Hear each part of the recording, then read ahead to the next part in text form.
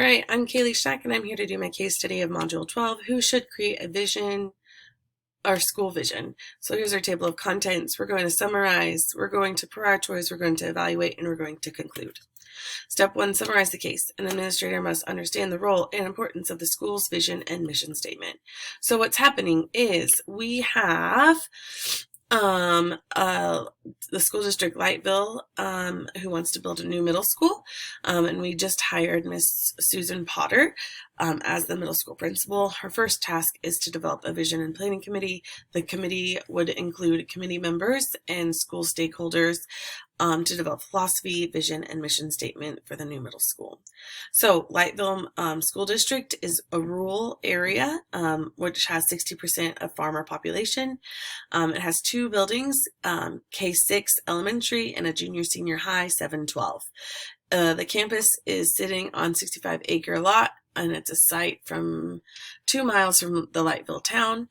The growth is attributed to the rural environment, low cost of land, newer schools, and the location of 10 miles from a major town. The elementary opened up 22 years ago, and the junior senior high opened up 11 years ago. The growth was unanticipated. It started from 758 students and jumped to 1,200 students, with an increase of 2% of student enrollment each year. So Superintendent Joe Rawlings went to an architectural firm for some spacing issues. He worked with the educational planner and gave 3 options: build an addition to the junior high, senior high, and move 6th grade over, build an addition to both schools, or build a new middle school, which was the deciding factor. It made the choice that was not fully submitted by all community members, but it won a vote 4-1 with a voter margin of 53% to 47%. So continuing to summarize, the people that are involved or concerned about the situation was Joe Rawling. Again, he gave those 3 options. And then the Lightville Board of Education, the elementary and junior high, senior high, high school teachers, parents, and community members. And those were split into groups. Landowners opposed any additional construction for the next 10 years because they just don't want to see tax increase. Residents, there's another group of residents that favored first and second options because they are less expensive and required lower tax increase. And then the new residents, which had school-age children, wanted the new school because that's what the superintendent recommended, and so they campaigned for it. They hired Miss Potter as the new middle school principal, and she's in charge of making staff decisions, organizing the school's program, collaborating with architects, and her first task is to create a committee with teachers and 4 committee members for a development of the philosophy and vision and mission statement at the new middle school. The committee included Helen Burka, who is a social studies English teacher. She is also a sister of one of the board members and a brother of a farmer, and she campaigned for a new school. So what are the parties having to say? So Miss Porter wants to make this vision and planning committee. She wants group norms to set up the expectations. And we know that team norms established upon a group behavior that is clear for all members in order to get done what is expected of each other.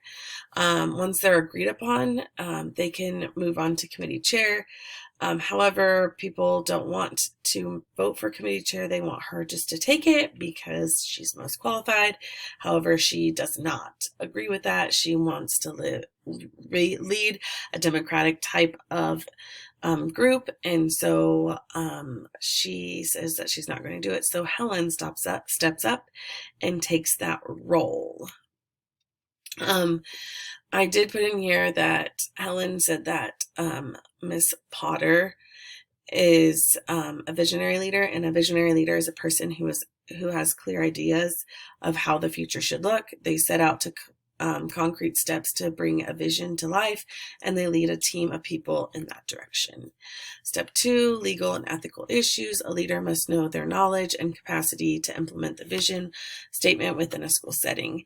So there's no harm legally by the actions at this point within the information provided.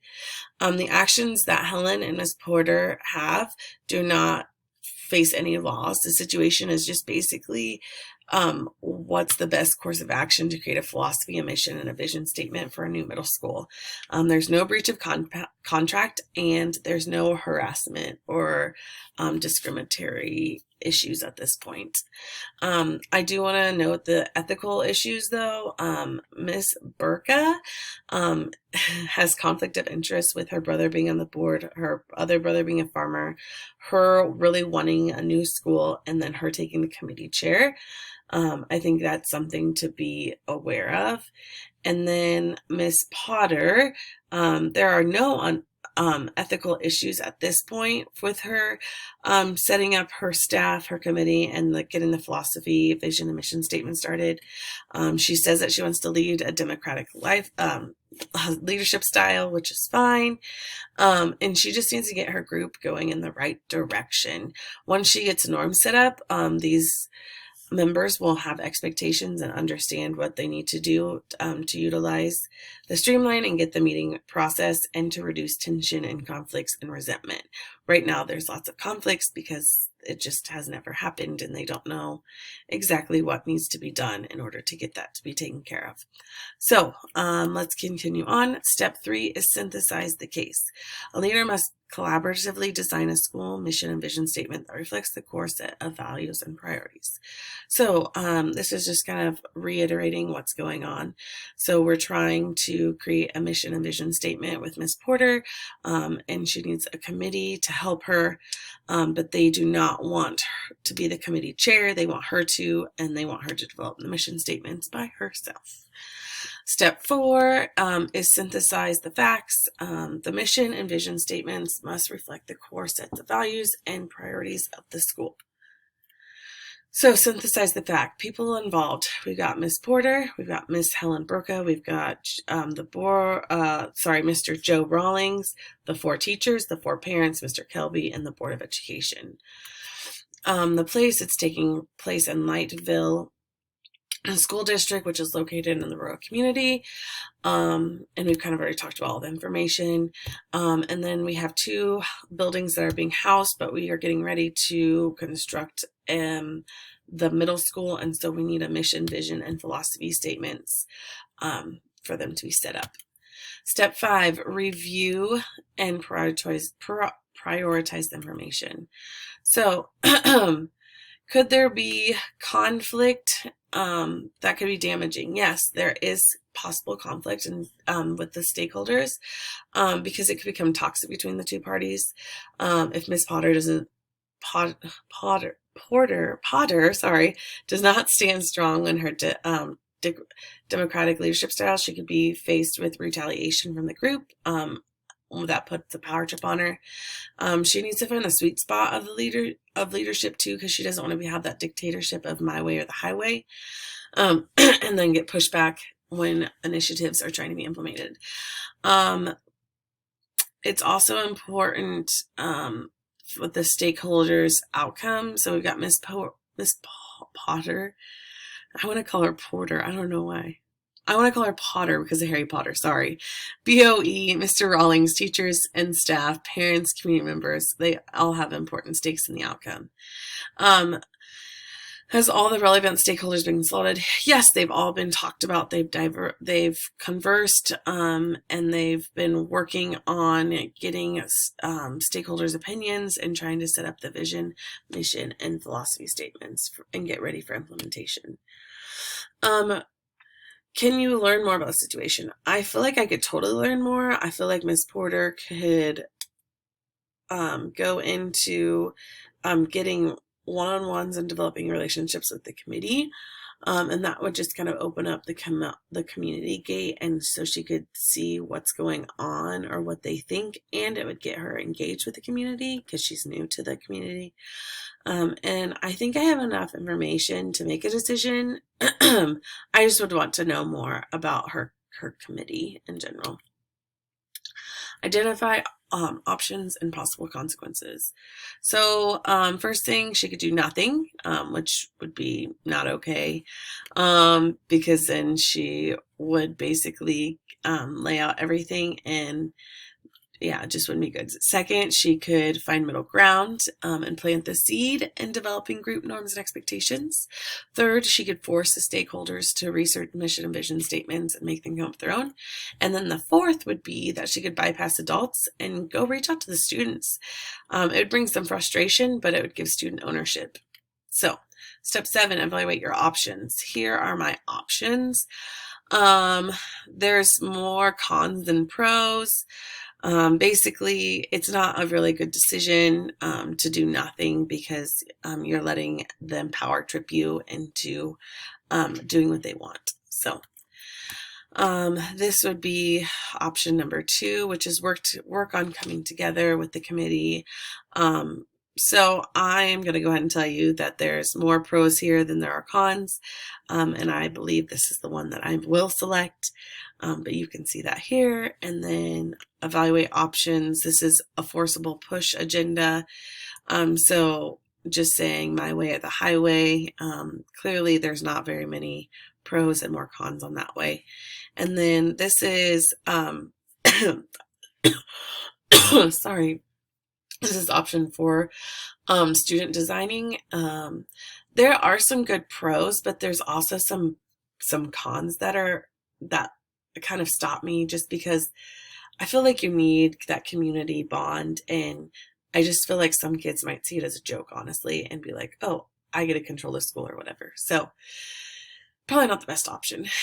Step 8 is to choose the best option. A leader must collaborate to design a school mission and vision statement that reflects the core set values and priorities.